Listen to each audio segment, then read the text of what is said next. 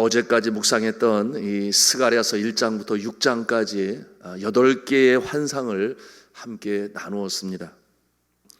그 환상들은 어떠한 내용이었는가? 이스라엘 백성들의 미래, 그리고 주변 국가들의 미래, 하나님께서 어떻게 행할 것인가를 미리 알려주시는 그와 같은 환상이었습니다.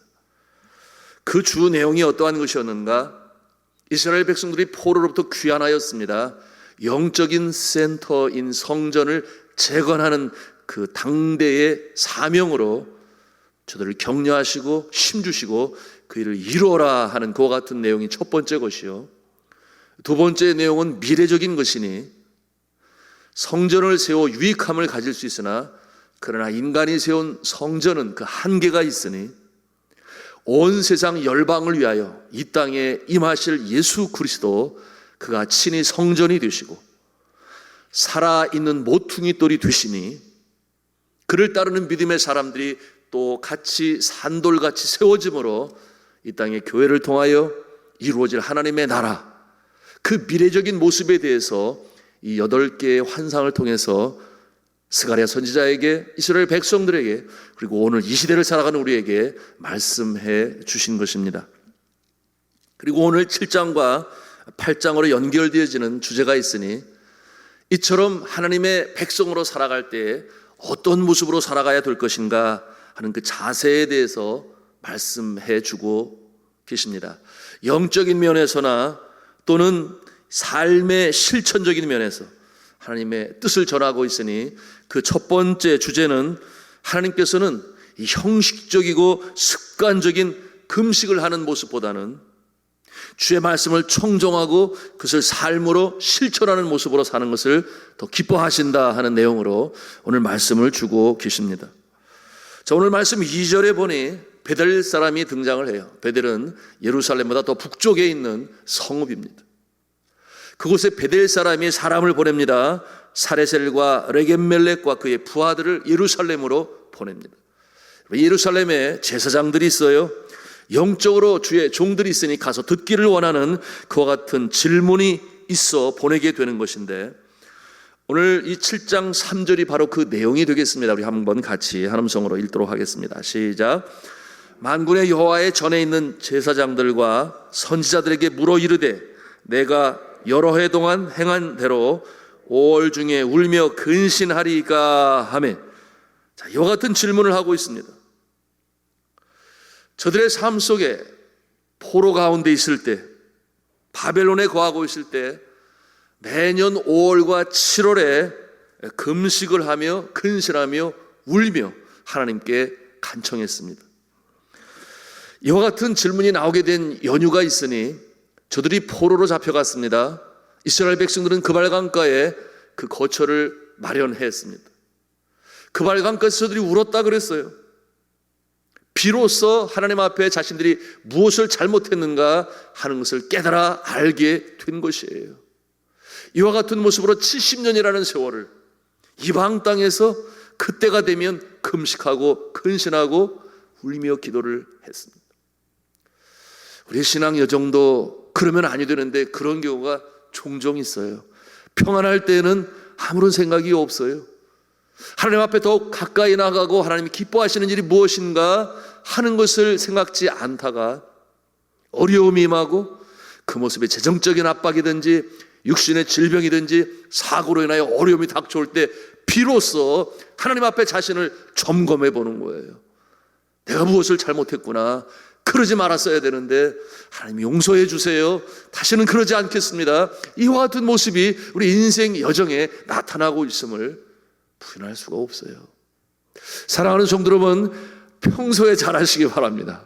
평소에 하나님을 잘 섬기고, 물론 이 새벽에 기도하시는 분들은 다 부르시겠습니다만은 주님 기뻐하시는 일이 무엇인가 늘 주님 앞에 자신을 점검하는 모습으로. 그러니 새벽 기도하는 자들은 복 있는 자예요. 왜 그렇겠습니까? 주님 앞에 기도할 때 어제 일이 생각이 나요. 잘못된 모습이 떠올라서 주여 용서해 주세요. 오늘은 이렇게 살게 해주세요. 이와 같은 날마다 더러운 옷을 벗어버리고 새 옷을 입는 역사가 새벽 신앙으로 살아간 자에게 있는 줄로 믿습니다. 이스라엘 백성들이 뒤늦게 깨닫게 되니 저 이방 땅 이스라엘 이 백성들이 거주하는 바벨론 땅에서 그 그발 강가에서 5월과 7월이 되면 금식하고 근신했습니다. 왜 5월이겠습니까? 여러분, 이 5월은 그 뜻이 있으니 이스라엘 성전이 완전히 멸망당하고 포로로 잡혀가던 그때가 5월이었어요. 다섯째 달. 그러니 그때를 기억하는 거예요. 기념하면서 금식하고 근신하고 울며 기도하는 모습이 70년이라는 세월 속에 해왔습니다. 이제는 고향으로 귀환을 하였으니 이제는 성전을 다시금 재건하고 있으니 이 금식으로 하는 기도를 계속해야 되는 것입니까? 아니면 멈춰야 되는 것입니까? 이와 같은 질문을 이제 예루살렘에 있는 제사장들에게 질문하는 것입니다. 여러분들이 만일 제사장이 한 사람이라면 어떻게 답을 하시겠습니까? 해라, 계속해라 그러겠습니까? 아니면 이제는 하지 않아도 돼 그렇게 말씀하시겠습니까? 오늘 이 스가랴 선지자는 그와 같은 상황에서 주의 말씀을 듣습니다. 하나님께서는 뭐라고 말씀하시는지, 그때 하나님께서 이 주의 종 스가랴 선지자에게 말씀하시는 내용이 있는데요, 이것이 이제 5절 말씀이 되겠습니다. 우리 5절 말씀을 같이 읽겠습니다. 시작. 온 땅의 백성과 제사장들에게 이르라, 너희가 70년 동안 다섯째 달과 일곱째 달에 금식하고 애통하였거니와 그 금식이 나를 위하여 한 것이냐? 자, 무슨 말씀이겠어요? 금식을 하고 안 하고 그것이 중요한 것이 아니라 금식의 목적과 그 결과가 무엇이냐, 그것을 돌이켜보라. 그렇게 스가랴 선지자를 통해서 하나님이 말씀하세요. 그 중심 자체를 돌아보라. 그렇게 되묻고 계신 것입니다. 70년이라는 세월 속에 저들이 그처럼 매년 5월이 되고 7월이 되면 금식으로 하였는데 그 모습으로 얼마나 변화되었는가, 그것을 질문하고 있어요. 그렇게 여러분, 금식 기도는 생명을 내놓고 하는 기도 아니겠어요? 그런데 그렇게 기도하였는데 어떻게 변화였느냐, 변화된 삶으로 살아가느냐?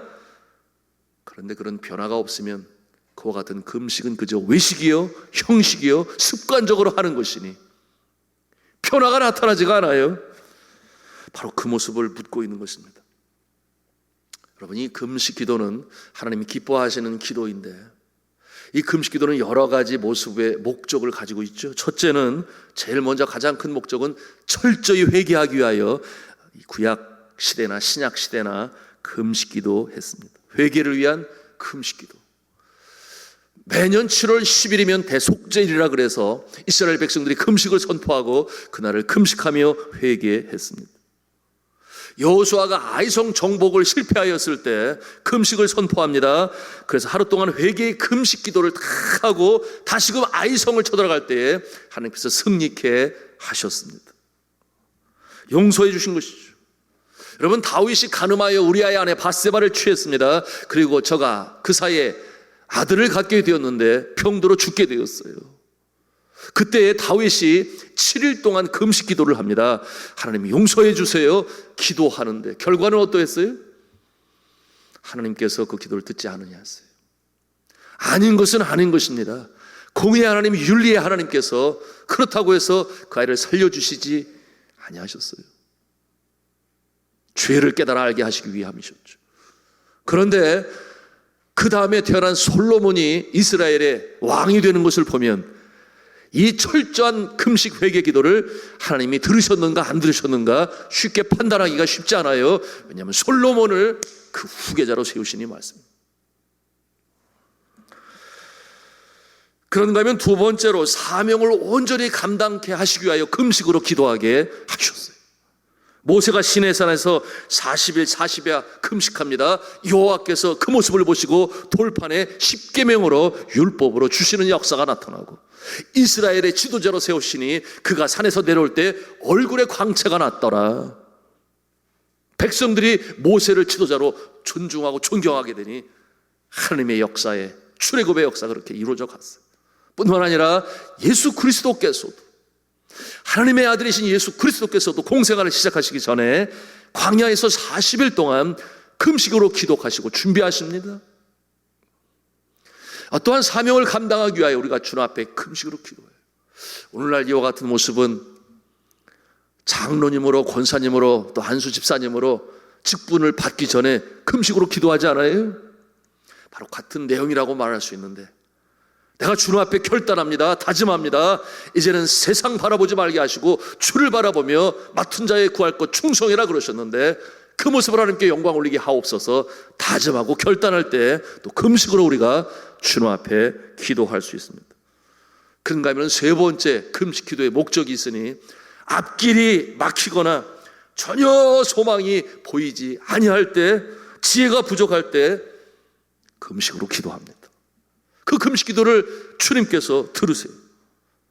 요나가 물고기 뱃속에 갇혀 있었습니다. 캄캄하여 아무것도 보이지 않아요.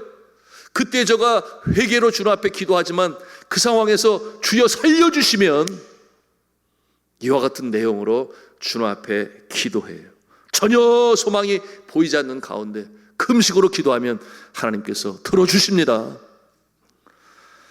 한나가 자녀가 없어 무시당했잖아요. 서러워서 금식하여 하나님께 매달립니다. 하나님께서 기도의 응답으로 또한 이 사무엘을 주십니다. 민족적 존폐의 위기가 있었잖아요. 이스라엘 백성들이. 그때에 왕후 에스더가 죽으면 죽으리라 나아갈 때 이스라엘 백성들에게 3일간의 금식을 선포해요. 그래서 저들이 함께 금식에 동참할 때에 하만이 거꾸로 죽이려고 했던 하만이 거꾸로 죽는 전화위복의 역사가 나타나서 불임절로 이스라엘 백성 민족을 살리신 그날이다 기념하고 있으니, 이처럼 금식은 여러 목적을 가지고 기도할 때 하나님께서 그 금식 기도를 기뻐 받으세요. 그래서 이 금식 기도는 생명을 걸고 하는 기도인데 비상기도 아니겠습니까? 그러므로 영적으로 뿐만 아니라 또한 신체적으로도 유익함을 주는 기도가 금식기도. 그러므로 이사야서 58장 6절에 말씀하죠. 나의 기뻐하는 금식은 흉악의 결박을 풀어주며 멍에의 줄을 끌어주며 압제하는 자를 자유케 하며 모든 멍에를 꺾는 것이 아니겠느냐, 그렇게 말씀하십니다. 사랑하는 성도 여러분, 우리가 때때로 정말 금식 기도 필요할 때 있어요. 하나님께서 영적으로 알게 하세요. 사인을 주십니다. 그럴 때는 과감하게 순종하고 기도하심으로 승리의 역사, 살아계신 하나님의 응답을 받으시는 저와 여러분 되시기를 주님의 이름으로 부탁합니다. 다시 성경 본문으로 돌아갑니다. 그처럼 회개 기도를 드렸던 이스라엘 백성들 70년간 매년 5월에 7월에 그렇게 하다 보니 습관이 되었어요. 여러분, 습관으로 나가게 되면 주의해야 될 부분이 마음 중심이, 전심이 거기에 들어가지 않아요. 그냥 부지부식간에 이렇게 흘러가는 그와 같은 모습으로 갈 수 있어요. 습관이 되고 형식이 되면 그와 같은 모습인데, 그러면 나타나는 현상은 어떤 현상입니까? 했다 안 했다 거기에 집중해요. 나 금식했어, 힘든 내 나를 마쳤어, 뭐 이런 자세. 여러분, 네팔의 힌두교가 지금 기독교로 팍 바뀌고 있는데 그 이유가 뭔가 보니 이 아이들 데리고 사원에 가요. 신전에 가서 드려요. 그런데 정작 본인들도 내가 왜 신전에 가서 머리를 조아리고 띠가를 이마에 바르고 짐승 피제사를 드려, 이 이유를 알지 못하고 그냥 해요. 왜 합니까? 모르니까. 거의 나도 몰라요. 우리 아버지가 그렇게 하셨으니 어머니가 했으니 나도 그렇게 해요. 그러나 왜 그렇게 하는지 그 내용을 알지 못하고 그만. 오늘날 주일에 나와 예배드리는 우리의 젊은이들 중에, 자녀들 중에 그런 모습 왜 없겠습니까? 있어요. 너 오늘 예배 드렸니? 이렇게 어머니가 전화 오면 드렸어요. 말을 해야 되니 형식적으로 맞지 못해. 그런 모습으로 나와 드리는 그런 모습 왜 없겠습니까? 여러분, 이와 같은 모습 하나님께서 받으십니까? 오늘 말씀에 그것으로 인하여 정말 중심으로 들었다면 변화가 나타날 것인데 변화가 없으니 따끔하게 하나님이 말씀하시는 것을 스가랴 선지자가 전하고 있는 것이죠. 이와 같은 모습이 어떤 모습이에요? 금식을 마치고 나면, 여러분, 금식 며칠 사흘간 금식 기도하고 나면은 뭐가 제일 기뻐요? 하나님이 나의 기도를 들으셨다. 첫 번째, 응답하실 것이다. 확신, 믿음. 세 번째, 뭐가 나오겠습니까? 아이고, 먹는 게 이렇게 좋은 줄 몰랐어. 이렇게 맛있을 수가 없어. 주간 숟갈을 떠도 얼마나 기쁘고 감사한지. 오늘 내용이 이런 내용 아닌가요? 오늘 말씀해 보니까 6절에 음식이 꿀맛이죠. 그러니 재미로 또 금식하는 모습도 없지 않아 있을 것 같은데 6절에 말씀합니다. 같이 읽습니다. 시작. 너희가 먹고 마실 때에 그것은 너희를 위하여 먹고 너희를 위하여 마시는 것이 아니냐. 이것이 5절 금식과 연결돼서 하시는 말씀이니 이런 습관적인 행위, 형식, 예식, 금식 하나님 안 받으세요. 주일날도 마찬가지예요. 모든 종교에 예식이 있습니다. 예식은 어떻게 만들어졌나요? 신 앞에서 정결한 마음으로 그것을 표현하기 위해서 예식으로 만들어진 것이에요. 그러니 무엇이 먼저입니까? 마음 중심이 먼저겠죠. 그런데 예식으로 만들어진 다음에 형식이 되고 많이 그 예식에 따라 그냥 흘러가는 거예요. 내 몸 맡기고 내 마음도 맡기고 흘러가다 보니 끝났네. 축도 마쳤으니 집에 가야지. 어떠한 감동도 없이 변화도 없이, 물론 이 자리에 안에 계시겠습니다만 그와 같은 모습들이 있어요. 왜 없겠습니까? 정말 중요한 것은 마음이, 진실한 마음이 중요해요. 하나님이 내 예배를 받으시지 오늘 은혜를 받지 않으면 또 한 주간을 어떻게 내가 살아간단 말인가. 이와 같은 간절한 모습이 필요한데 그렇지 않아요. 예식 속에 맡겨버리고 하는 대로 시키는 대로 그러다 보면 예식 끝나고 이제 끝났다 집에 가자, 이런 모습이 있기 때문에 주님께서 말씀하시지 않나요? 아버지께서는 자기에게 이렇게 예배하는 자들을 뭐랬어요? 찾으시느니라. 오늘도 수많은 사람들이 주일이면 주님 전에 나와 예배를 드리지만 하나님께서는 면밀히 바라보시며 찾으시는 거예요. 정말 영과 진리로 예배하는 자를 찾으신다. 다 그렇게 된다면 얼마나 좋겠어요? 그러면 찾으실 필요도 없어요. 받으시면 돼요. 그러지 않아요. 찾으신다. 영과 진리로 예배하는 자들을 찾으십니다. 자, 이처럼 그저 예식과 형식에 70년이라는 세월 속에 매년 5월이 되고 7째 달이 되면 습관으로 들어지는 이와 같은 모습, 하나님 기뻐 받으시지 아니하신다. 오늘 그렇게 말씀하고 있는 것입니다. 이와 같은 모습에 복이 임합니까? 변화가 있습니까? 없어요. 자, 이러한 형식적인 태도, 외식만 남은 금식, 결과가 무엇이겠습니까? 9절부터 12절까지의 모습이 바로 그 엉터리 같은 삶으로 사는 그 같은 모습을 지적하고 책망하시는 말씀이에요.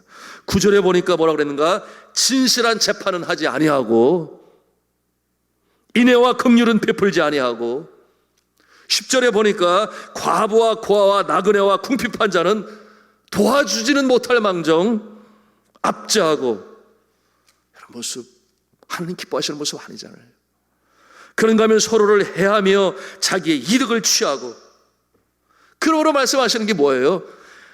그런 금식은 하지 않아도 좋으니 하나님의 말씀에 청종하라, 귀를 기울이라, 주의 종을 통해 주시는 말씀을 청종하고 듣고 묵상하고 깨달아라, 그렇게 오늘 말씀하시는 것입니다. 주의 말씀을 들어라, 청종하라는 말은 단순히 귀로 듣고 그냥 그런 게 아니라 들어서 깨달아, 가슴판에 새겨라, 변화의 새로운 역사를 시작하라, 그렇게 말씀하시는 것이죠. 우리 11절과 12절 말씀, 11절 12절 말씀 같이 읽겠습니다. 시작. 그들이 듣기를 싫어하여 등을 돌리며 듣지 아니하려고 귀를 막으며 그 마음을 금강석 같게 하여 율법과 만군의 여호와가 그의 영으로 옛 선지자들을 통하여 전한 말을 듣지 아니하므로 큰 진노가 만군의 여호와께로부터 나왔도다.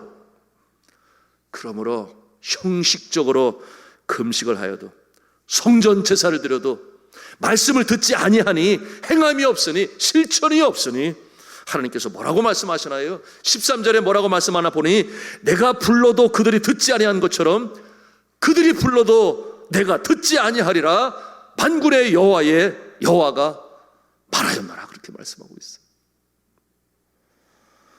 너무나 우리 가슴 떨리는 말씀 아니겠습니까?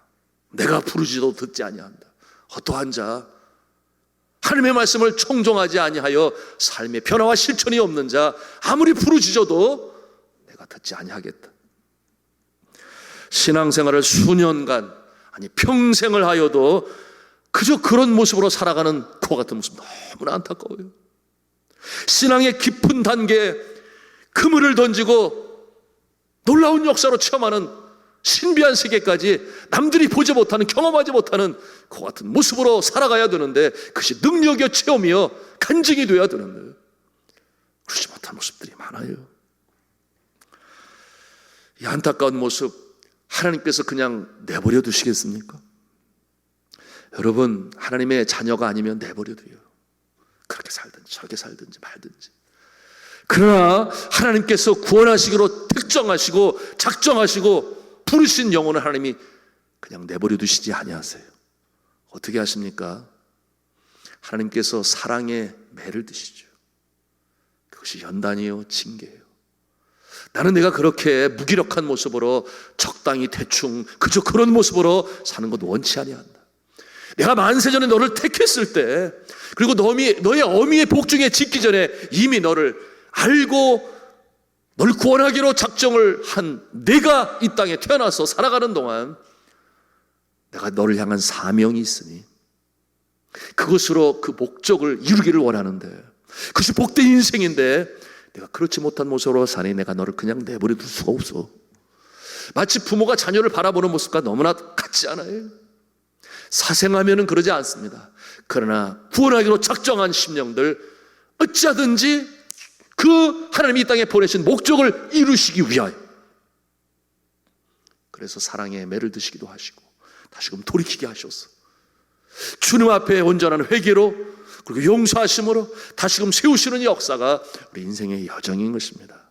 이와 같은 모습으로 살아갈 때에 마치 그 모습은 시냇가의 심겨운 나무와 같이 시절을 쫓아 과실을 맺으며 잎사귀가 마르지 않는 것 같은 형통함의 역사로 함께 하심을 믿으시기 바랍니다. 그런데 그와 같은 모습이 오늘 말씀에 뭐라고 그랬어요? 마지막 절에 보니 황폐한 모습. 14절의 말씀이 그것인데 바람으로 불어 흩으신다 그랬어요. 바람으로 불어 흩으신다. 성도 여러분, 하나님의 은혜가 있어야 할 우리의 심령, 우리의 가정, 우리의 일터, 우리의 교회, 그런데 바람으로 흩으시고 황폐한 곳으로 만들어져서는 아니 되는 것 아니겠습니까? 그것이 은혜의 자리가 되어야 되고, 나나의 존재가 은혜가 임하는 심령이 되니 가정이 변해요. 일터가 변해요. 그처럼 소중한 존재로 주님께서 쓰시기를 원하시는데, 우리가 이 새벽에도 이 주제를 가지고 주님 앞에 기도해야 되겠죠. 외식적인, 형식적인 그저 물결에 따라 흘러가는 그와 같은 존재가 아니라 우리의 중심이 주를 향하여 진심으로 영과 진리로 예배하고 기도하고 말씀을 청종하고 그와 같은 삶으로 승리하시는 복된 인생이 되시기를 주님의 이름으로 축원합니다.